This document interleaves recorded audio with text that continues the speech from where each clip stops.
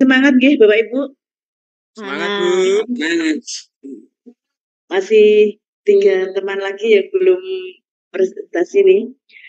Selanjutnya Bapak Sobirin. Ya. Sabar tenan iki. Pas Insyaallah, giliran ya. Nggih, Monggo Bu. Pak Sobirin. Kami Ya. silakan.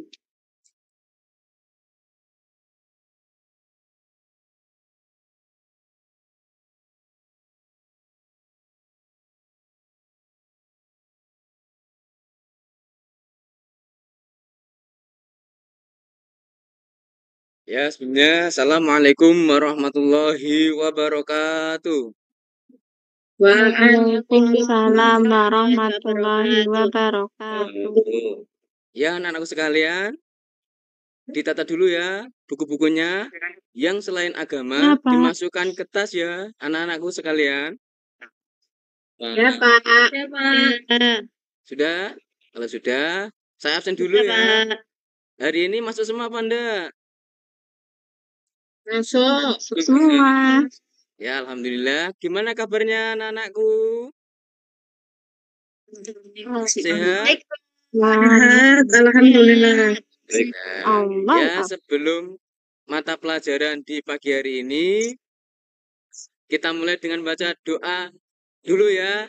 Ini saya doa dari saya sendiri ya, tidak melibatkan Bapak dan melibatkan ketua ya. Mohon maaf ya, diturukan ya. Bismillahirrahmanirrahim. Bismillahirrahmanirrahim. Allahumma Allahumma inna as'aluka as'aluka ilman nafi'a ilman nafi'a rizqan rizqan thayyiban wa amalan muttaqabbalan Rabbi srohli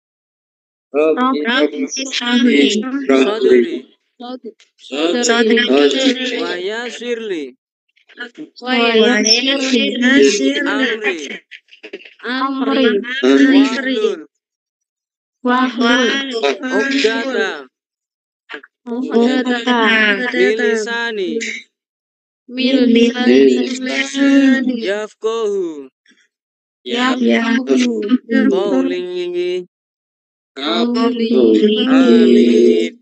Amin.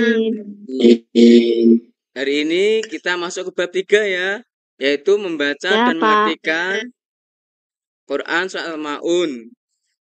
Kemudian yang kedua mengartikan soal Maun, yang ketiga yaitu Muqaddimah, yang selanjutnya isi kandungan.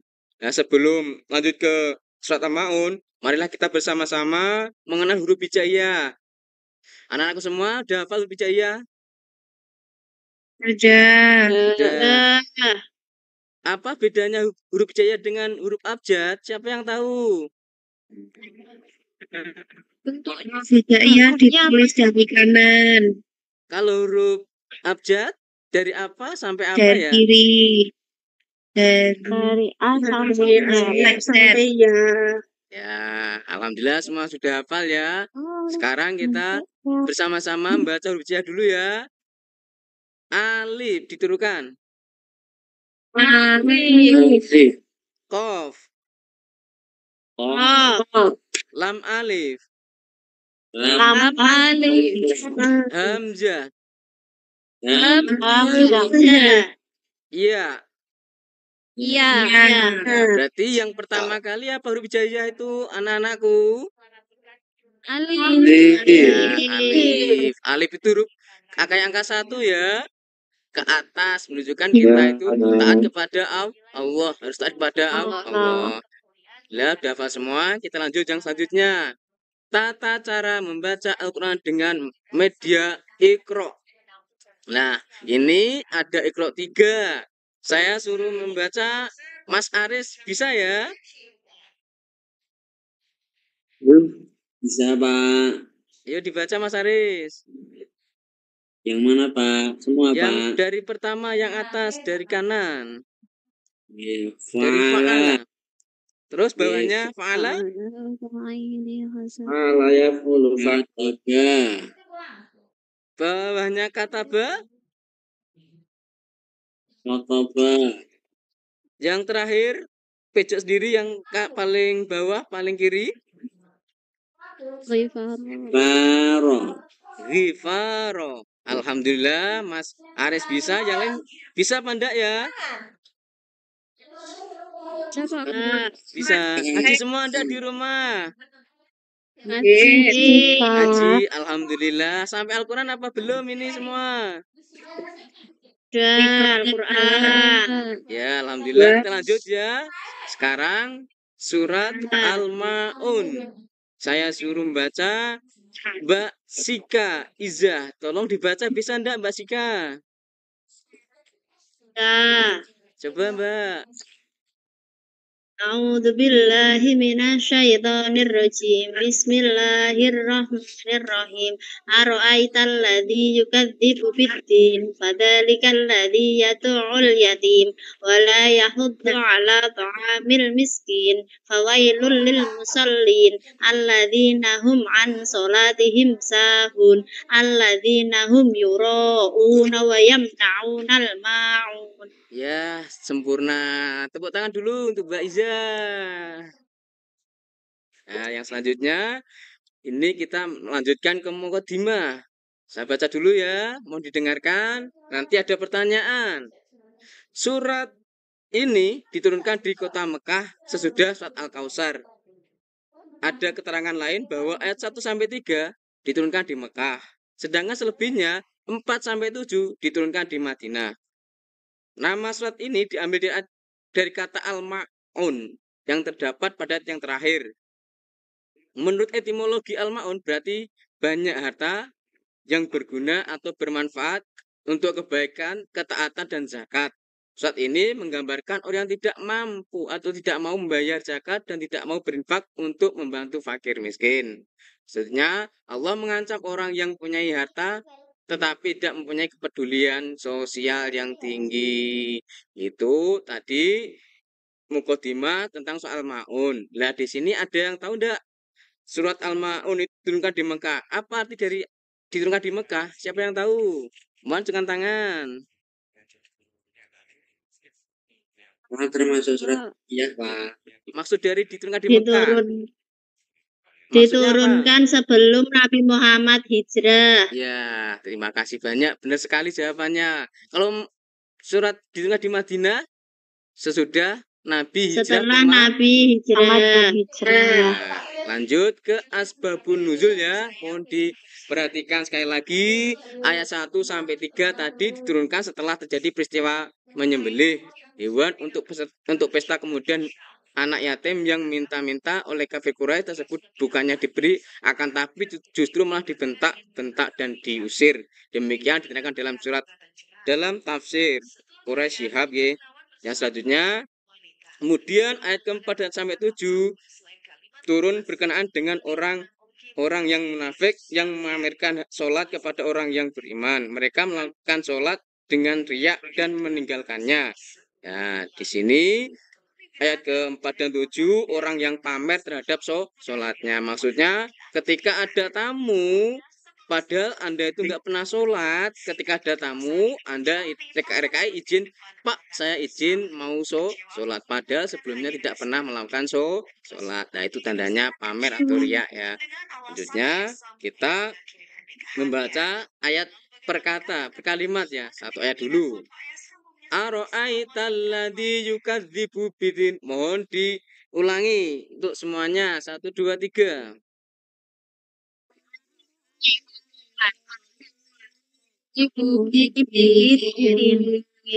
Yang artinya, tahukah kamu orang yang mendustakan agama? Siapa yang tahu di sini? Orang yang meninggalkan sholat. Yang tahu enggak? Mbak Isna? Orang yang menghadik. Orang yang menghadik anak yatim. Oh, itu ya, benar. Menghadik anak yatim itu seperti apa ya? Siapa yang tahu? Mas Slamet bisa? Orang yang Tidak memberikan menyakiti anak ya yatim. Anak Mbak yatim. Afifah, anak yatim itu apakah sama dengan anak yatim piatu, Mbak Afifah? Ya Pak Guru. Bedanya anak yatim sama yatim piatu tahu ndak, Mbak Afifah? Tidak tahu Pak Guru. Tidak tahu. Nah, saya jelaskan yang udah tahu ya. Kalau anak yatim itu hanya ketinggalan satu orang tua. Ditinggal orang tua salah satu, itu anak ya yatim. Kalau anak yatim piatu ditinggal keduanya. Tinggal kedua Jadi ditinggal bapak sama ibu. ibunya. Lanjut ke ayat 2 ya.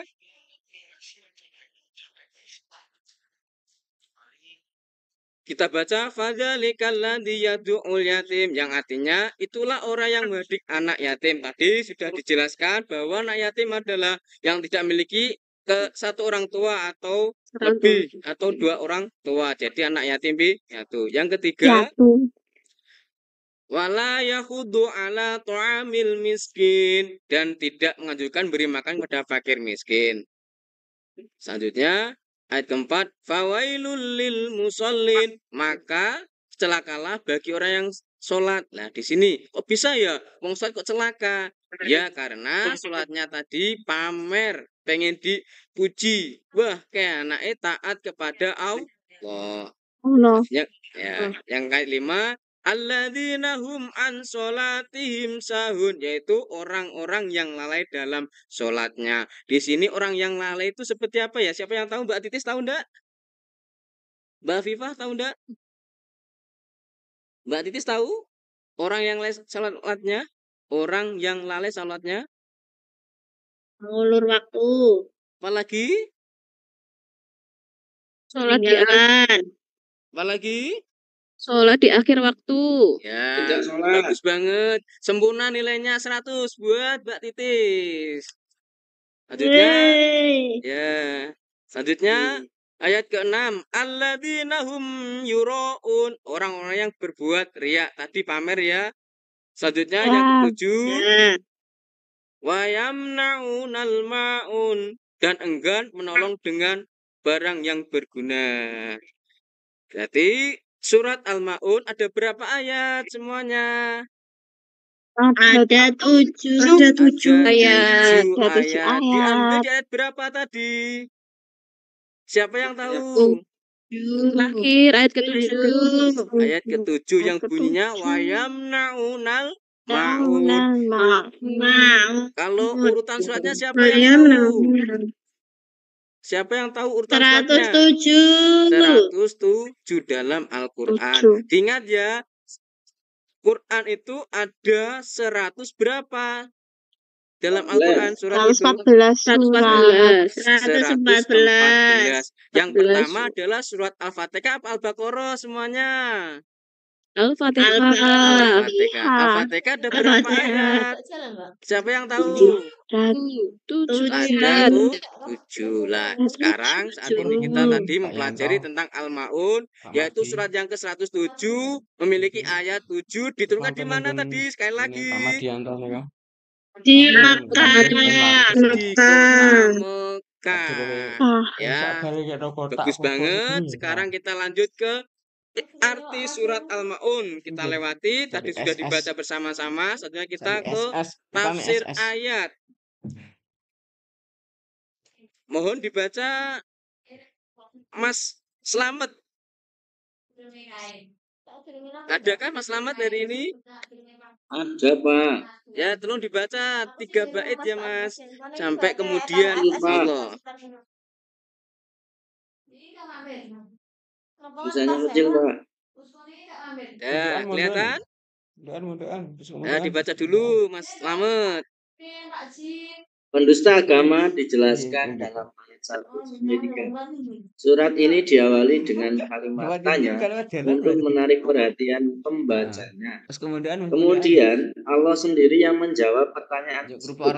Satu persatu tujuannya adalah agar pembaca benar-benar meresapi makna yang terkandung di dalamnya.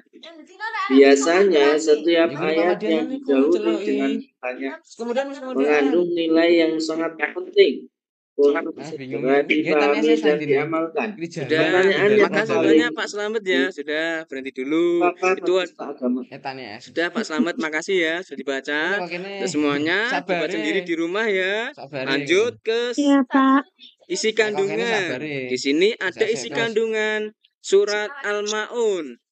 Al-Maun sendiri artinya menegaskan tentang gambaran akhlak buruk yang bisa dijadikan pelajaran dan peringatan bagi umat muslim. Dikisahkan pada surat Al-Maun, gambaran para pendusta adalah mereka yang menghardik anak yatim, 1, dan melantarkan fakir miskin, 2. Yang ketiga, meninggalkan sholat wajib.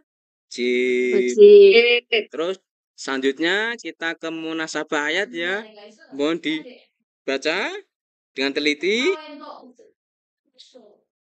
Sudah belum? Sudah ya.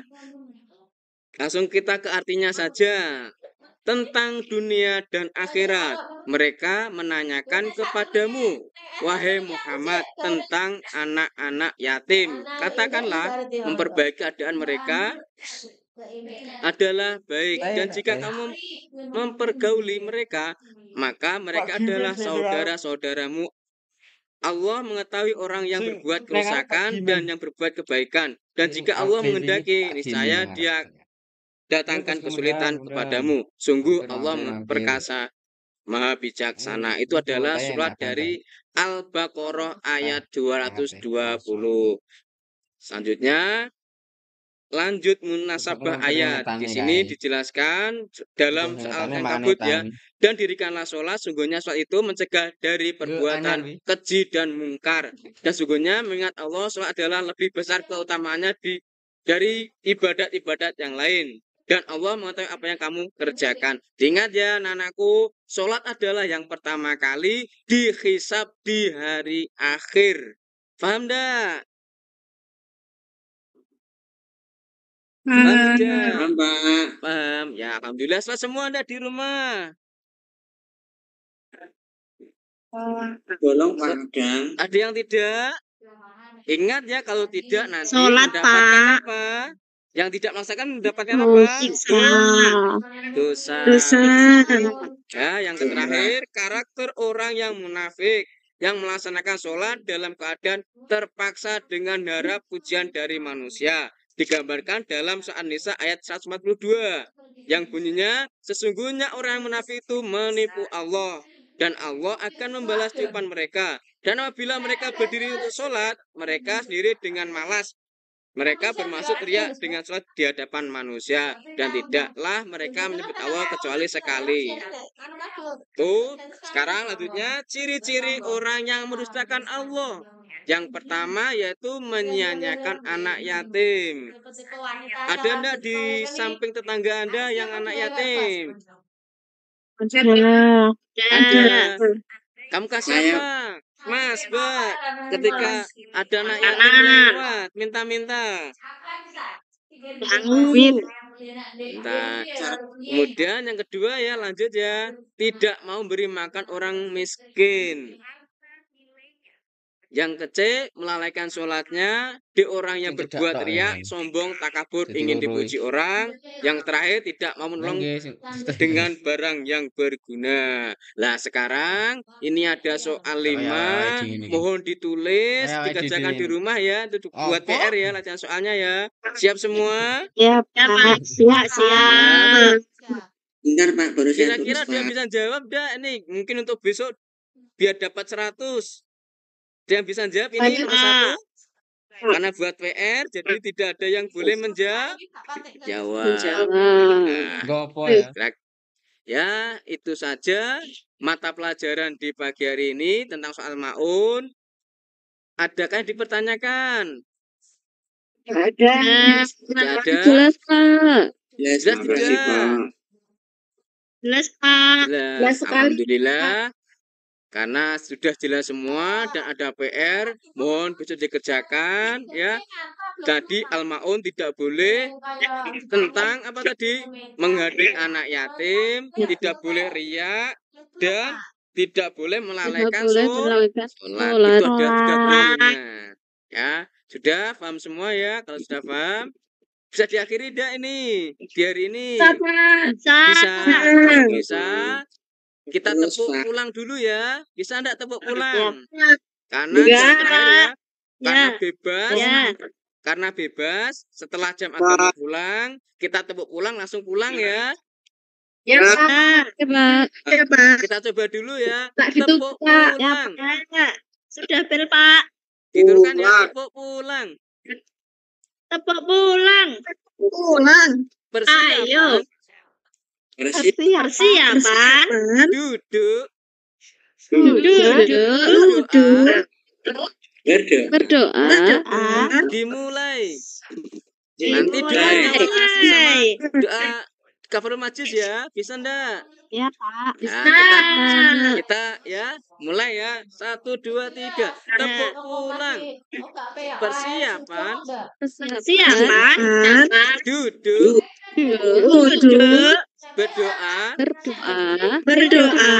Dimulai.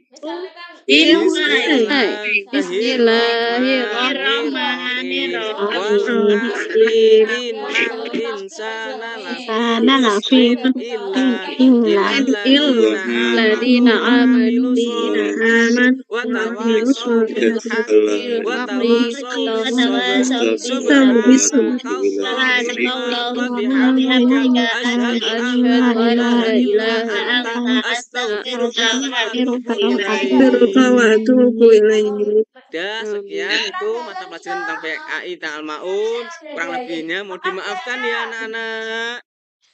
Ya, Pak. Allahumma fiq ila aqwamit thoriq. Wassalamualaikum warahmatullahi wabarakatuh. Waalaikumsalam warahmatullahi wabarakatuh.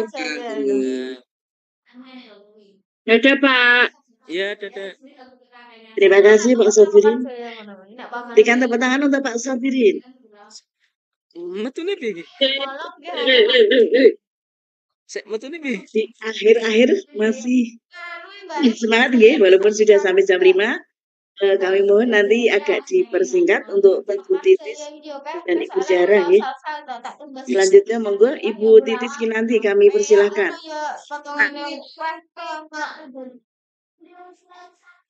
Pirang atas ngono kok potongane kok, Mbak. Ya.